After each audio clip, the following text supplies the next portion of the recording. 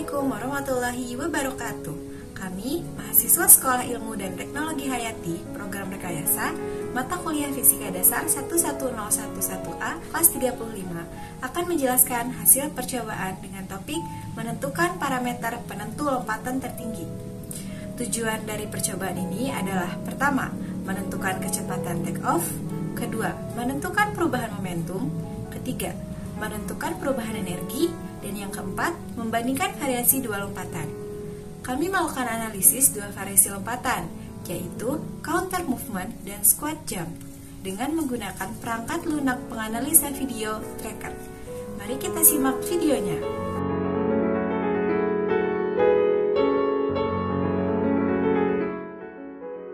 Alat dan bahan yang diperlukan adalah ukur patokan 1 meter menggunakan selotip dan meteran, kamera handphone, laptop, dan sepatu.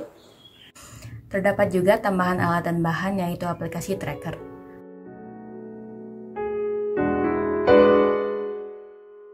Langkah-langkah awal untuk percobaan ini adalah untuk mempersiapkan semua alat dan bahan, hadapkan kamera ke patokan, pakailah sepatu dan berdiri depan kamera. Saat sudah siap melompat, tekanlah rekam pada kamera dan lompat, dan terakhir berhenti merekam saat sudah melakukan seluruh lompatan. Kita akan melakukan dua variasi lompatan. Yang pertama adalah counter movement. Diawali dengan berdiri tegak, lalu jongkok atau squat. Seketika kaki langsung mendorong lantai sehingga badan terangkat ke atas dan kembali turun oleh gravitasi. Sehingga lompatan akan terlihat seperti ini. Variasi lompatan squat jump dapat dilakukan dengan langkah-langkah berikut. Yang pertama adalah berdiri dengan kaki yang dibuka selebar bahu, lalu tekuk lutut seperti hendak duduk. Yang ketiga adalah angkat badan dan juga lompat setinggi mungkin dengan menekan kaki dari lantai. Dan yang terakhir adalah mendarat dengan posisi jongkok. Langkah-langkah tersebut hasilnya akan terlihat seperti berikut. Selanjutnya, buka file video pada aplikasi tracker.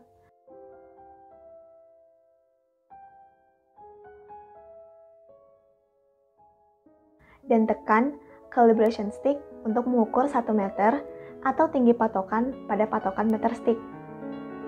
Selanjutnya, buat suatu point mass dan isi bagian mass sesuai berat badan.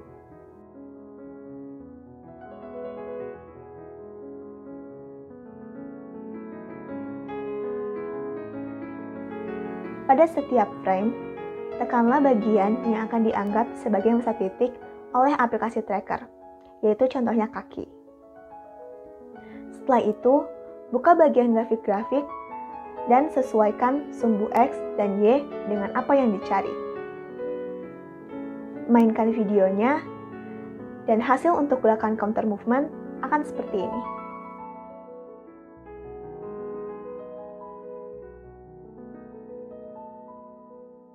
Dan dapat dilihat dari grafik, waktu akan tertera pada sumbu X dan ketinggian, momentum, kecepatan, percepatan, dan perubahan energi pada sumbu Y.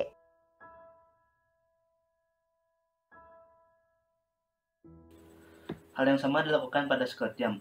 Mainkan videonya dan hasil untuk gerakan squat jump akan seperti ini. Pada setiap grafik, dapat lihat waktu pada sumbu X dan ketinggian, momentum, kecepatan, percepatan, dan perubahan energi pada sumbu Y.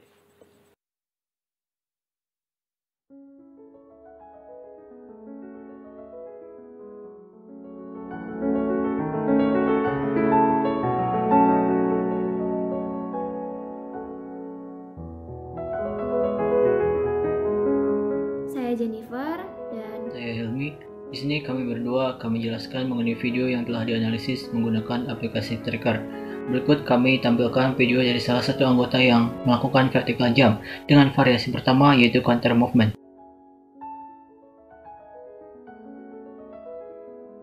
Berdasarkan grafik yang didapat, kita dapat mengetahui kecepatan, percepatan, posisi, dan waktu.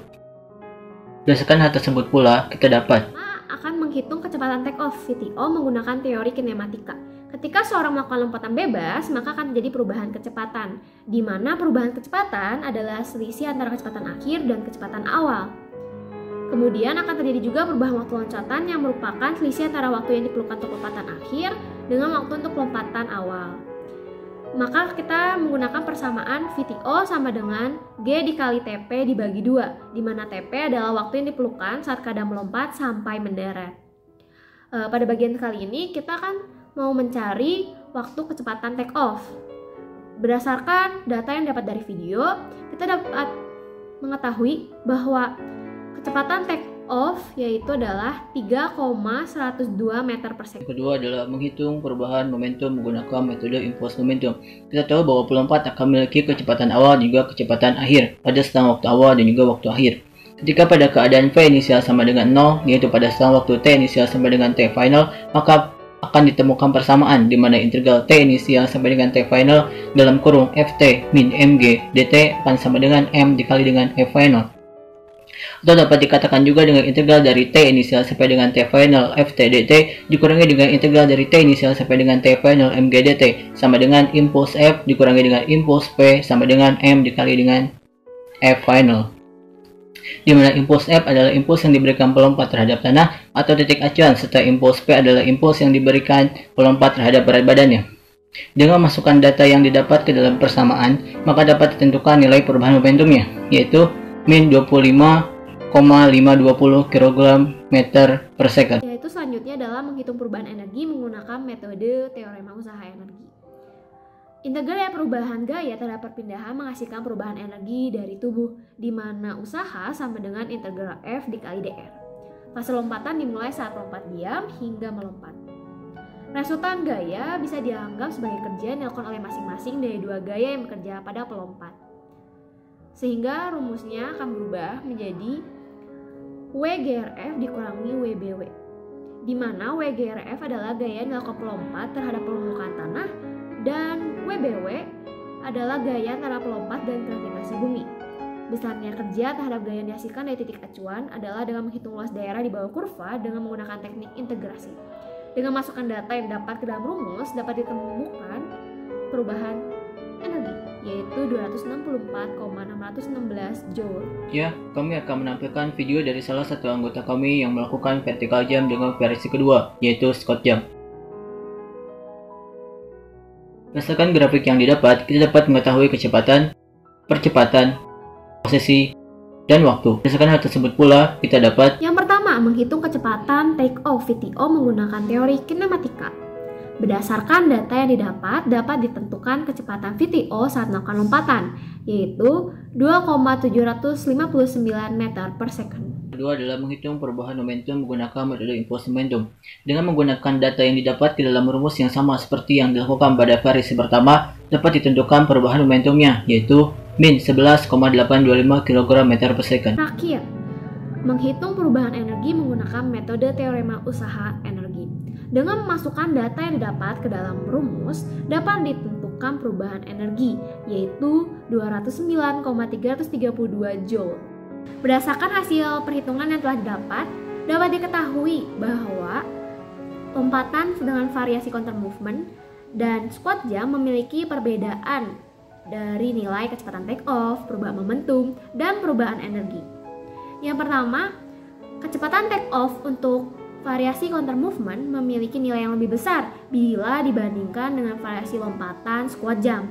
Yang kedua, perubahan momentum dari variasi counter movement memiliki nilai yang lebih minus atau nilai yang lebih kecil bila dibandingkan dengan perubahan momentum lompatan dengan variasi squat jump.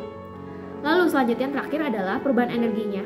Perubahan energi untuk variasi counter movement memiliki nilai yang lebih besar bila dibandingkan dengan perubahan energi dengan variasi squat jump. Sebelum saya membahas tabel perbandingan berikut, saya akan menampilkan cuplikan video saat melakukan percobaan lompatan vertikal dengan variasi counter movement.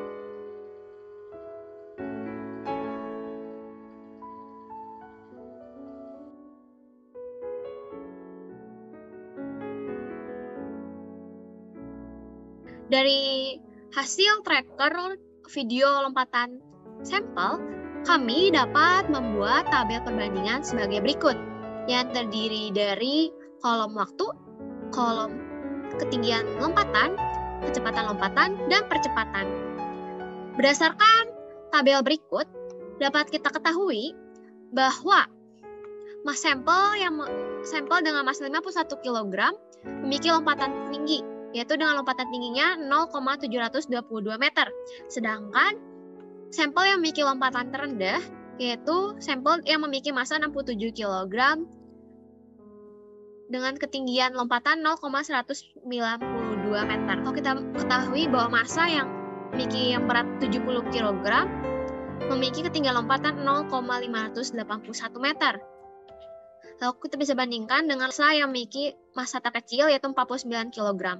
Diketahui bahwa tinggi lompatannya 0,426 meter. Oleh karena itu, di sini kita tidak dapat langsung mengambil kesimpulan bahwa massa mempengaruhi tinggi lompatan.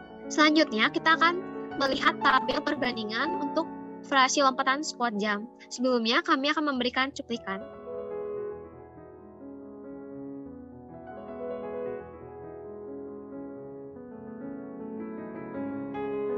Baik, setelah melihat cuplikan tersebut, kami dapat membuat tabel perbandingan sebagai berikut. Bisa dapat kita ketahui bahwa sampel yang dengan massa 51 kg memiliki lompatan tertinggi, yaitu 0,763 meter.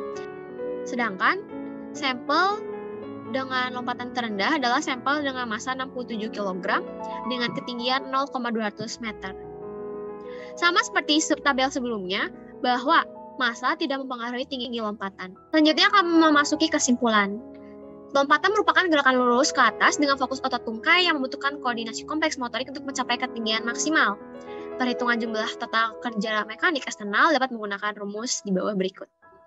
Lalu ada juga hubungan antara total kerja mekanik eksternal dan gaya eksternal vertikal didapat dari rumus di bawah. Selanjutnya, kecepatan take off max bisa didapatkan dengan menggunakan perhitungan di bawah. Sedangkan untuk menentukan ketinggian maksimum dari persamaan H sama dengan kecepatan take off kuadrat dibagi 2G adalah sebagai berikut. Faktor yang mempengaruhi ketinggian maksimum dari lompatan vertikal adalah ketinggian tolakan, gaya eksternal awal, kecepatan awal, dan percepatan gravitasi bila berdasarkan rumus. Selanjutnya, perubahan momentum terjadi karena pelompat akan memiliki kecepatan awal dan kecepatan akhir serta waktu awal dan waktu akhir yang berbeda. Maka persamaan yang digunakan adalah seperti yang di bawah. Besarnya momentum dipengaruhi oleh kecepatan awal, kecepatan akhir, waktu masa pelompat, percepatan gravitasi, dan juga jenis lompatan. Selanjutnya, perubahan energi dari tubuh seorang pelompat dihasilkan dari integral perubahan gaya terhadap perpindahan yang menghasilkan persamaan seperti berikut. Dengan menggunakan resultan gaya sebagai kerja gaya pelompat terhadap permukaan tanah dan gravitasi bumi, maka didapatkan persamaan yang seperti berikut.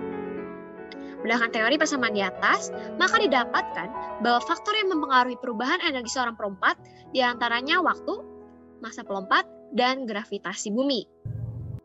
Sekian presentasi dari kelompok kami. Mohon maaf bila ada tutur kata yang salah. Terima kasih.